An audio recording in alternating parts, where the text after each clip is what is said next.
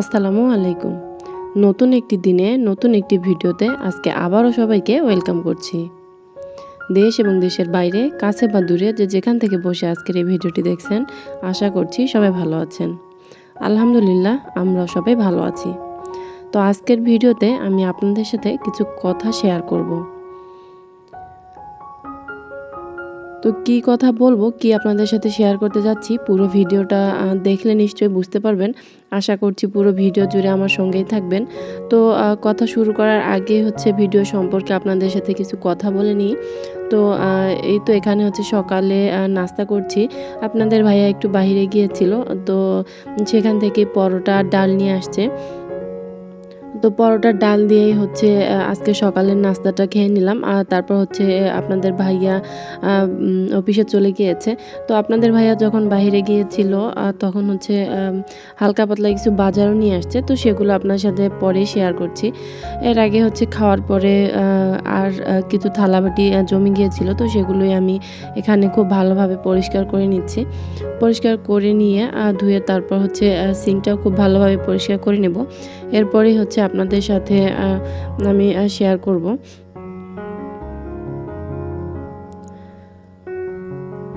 তো এই তো এখানে আমি প্লেট বাটিগুলো খুব ভালোভাবে পরিষ্কার করে তারপর ধুয়ে নিচ্ছি।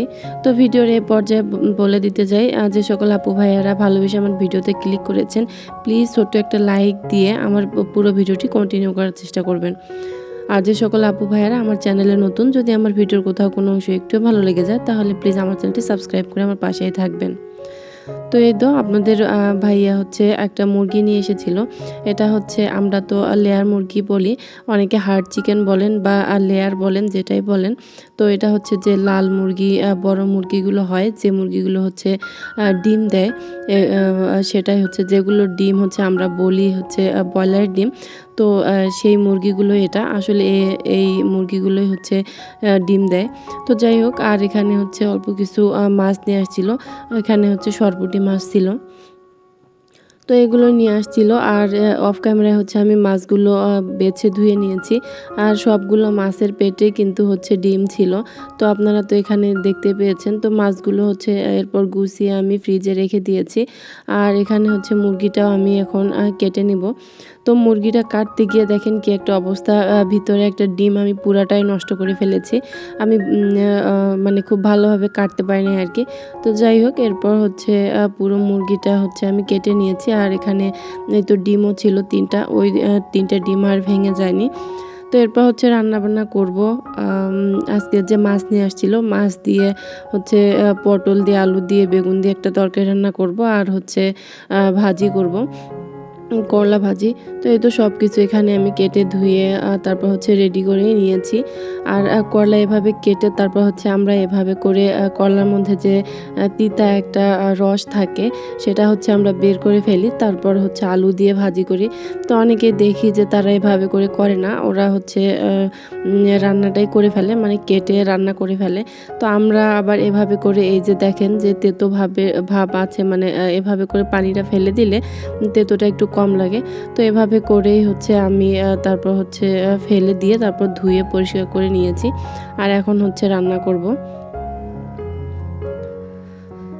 তো এই তো মাছগুলো ভেজে রান্না করব। এর জন্য মাছের মধ্যে হলুদ লবণ মাখিয়ে তারপর রান্না করব। তো আপনারা আমার রান্নাটা দেখতেই থাকুন, ততক্ষণ পর্যন্ত আপনাদের সাথে আমি কিছু কথা শেয়ার করি। তো কথাটা যে অনেক কষ্ট করেই আমরা ভিডিও বানাই। একটা ভিডিও বানাতে কিন্তু অনেক বেশি পরিশ্রম করতে হয়। একটা যে কাজ করতে 5 মিনিট সময় লাগে, ভিডিও করে সেই কাজ করতে কিন্তু প্রায় 15-20 মিনিটের মতো সময় লেগে যায়। ভিডিও করতে হয়, কাজ আবার করতে হয়, আবার ভিডিও অফ করতে হয়, অন করতে হয়। এভাবে করেই কিন্তু অনেক কষ্ট করে ভিডিও বানাই।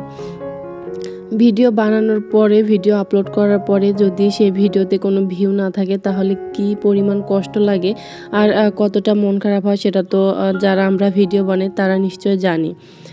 তো ইদানিং আমার চ্যানেলে খুব যে একটা ভিউ তা না, মানে একদমই আমার চ্যানেলের বাজে একটা অবস্থা। ভিডিও আপলোড করার পর হচ্ছে ১০ থেকে ১২টা ভিউ বা অতিরিক্ত হলেই ১৫ থেকে ২০টা, এর বেশি কোনো ভিউ হয় না। তো এটা দেখে হচ্ছে খুবই খারাপ লাগতেছে। তো চিন্তা ভাবনা করতেছি যে ভিডিও করা কি বাদ দিব, ইউটিউবিং কি ছেড়ে দিব, না কি করব আসলে কিছুই বুঝতে পারতেছি না। অনেকের চ্যানেলে দেখি তো ভিউ মাশাআল্লাহ অনেক ভালোই হয়। তো একটা মনিটাইজ চ্যানেলে যদি এভাবে ভিউ হতে থাকে তাহলে কি ইনকাম হবে? আর কি বা হচ্ছে হবে? আর ভিডিও এত কষ্ট করে ভিডিও বানাই, যদি ভিউ না হয় তো হচ্ছে পরে খুবই খারাপ লাগে, খুবই কষ্ট লাগে। তো এজন্যই ভাবতেছিলাম যে হচ্ছে ভিডিও বানানো ছেড়ে দিব। তো অনেক চ্যানেল আছে দেখি অনেক ভালোই ভিউ হয়। তো এসব কষ্টের কথাই আপনাদের সাথে শেয়ার করলাম। তো আপনারা আমার চ্যানেলটা একটু ঘুরে দেখতে পারেন। আগে কিন্তু মোটামুটি যা ভিউ ছিল আলহামদুলিল্লাহ ভালোই ছিল। কিন্তু জানি না ১-১.৫ মাস, প্রায় ২ মাসের মতো আমার চ্যানেলের কি হয়েছে, মানে কি একটা বাজে অবস্থা।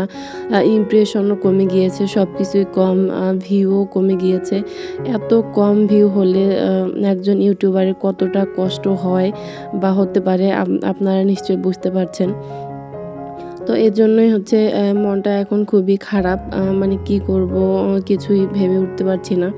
তো আপনারাই বলেন, এত কম ভিউয়ে কি এত কষ্ট করে ভিডিও বানানো সম্ভব? আর যেহেতু হচ্ছে daily lifestyle blog video share করি, তো প্রতিদিনই রান্না-বান্না, কাজকর্ম এগুলোই শেয়ার করে থাকি। তো এরকম লাইফস্টাইল ব্লগ ভিডিওতে অনেক চ্যানেলে দেখি অনেক ভিউ হয়, অনেক ভিউ হয়, কিন্তু জানি না কেন আমার চ্যানেলে এত বাজে একটা পরিস্থিতি, নাকি এটা কোনো হচ্ছে ইউটিউবের মানে ইউটিউবেই হচ্ছে কোনো আপডেট চলতেছে, না কি হচ্ছে, কি কারণে এরকম হচ্ছে আমি আসলে কিছুই বুঝতে পারতেছি না।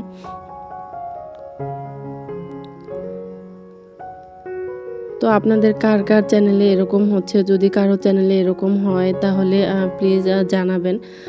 তো দেখি কি করব, ভিডিও দিব নাকি ভিডিও দেওয়া একেবারেই বন্ধ করে দিব, চ্যানেলটাই বাদ দিয়ে দিব। দেখি ভেবেচিন্তে কি করলে ভালো হয় আরকি। তো এই তো আপনাদের সাথে কথা বলতেই হচ্ছে আমি রান্নাটাও করে নিয়েছি। মাছের যে তরকারি রান্নাটা সেটা হয়ে গিয়েছে। আর হচ্ছে এখন করলা ভাজিটাও আমি করে নিচ্ছি।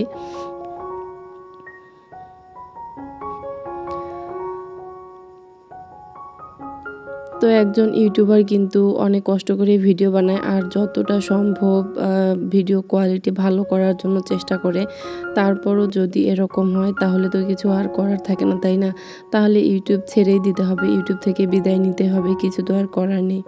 তো যাই হোক, আজকে এই কথাগুলো আপনাদের সাথে শেয়ার করে হচ্ছে অনেকটাই হালকা লাগছে। জানি না কে এই পর্যন্ত আমার সাথে আছেন, বা কে আমার কষ্টের কথাগুলো শুনলেন। যারা আছেন তাদেরকে জানাই অসংখ্য ধন্যবাদ। তো এই তো তারপর হচ্ছে করলা ভাজিটাও আমার প্রায় হয়ে আসছে। এই তো এখন হচ্ছে আমি করলা ভাজিটাও নামিয়ে নিয়েছি। নামিয়ে নিব। আর এরপর হচ্ছে দুপুরের আরও অন্যান্য কাজকর্ম যে করেছি সেগুলো করে নিয়েছি। দুপুরে খাওয়া-দাওয়া করে নিয়েছি। আর এখন হচ্ছে বিকেলবেলা, বিকেল বলতে হচ্ছে 4:30 বাজে, 4:30 অথবা 4:45 বাজে। তো হঠাৎ করে আকাশটা অনেক খারাপ করেছে আর বৃষ্টি আসছে। তো দেখেন বৃষ্টি কিন্তু মাশাআল্লাহ ভালোই আসছে। আর আমরা যেহেতু বাসার নিচতলায় থাকি, সেহেতু হচ্ছে বাইরের যে গাছ এগুলো হচ্ছে দেখা যায়, আর বাইরে হচ্ছে বৃষ্টি এগুলো খুব ভালো মতোই দেখা যায়। তো যাই হোক, এই যে বৃষ্টি কিন্তু অনেক ভালোই আসছে। তো আজকে বৃষ্টি দেখতে আপনাদের থেকে বিদায় নিয়ে নিচ্ছি। আমার ভিডিওটা যদি ভালো লেগে থাকে কমেন্ট করে জানাতে পারেন। দেখা হবে পরে কোনো ভিডিওতে। ততক্ষণ পর্যন্ত সবাই ভালো থাকবেন, সুস্থ থাকবেন। আল্লাহ হাফেজ।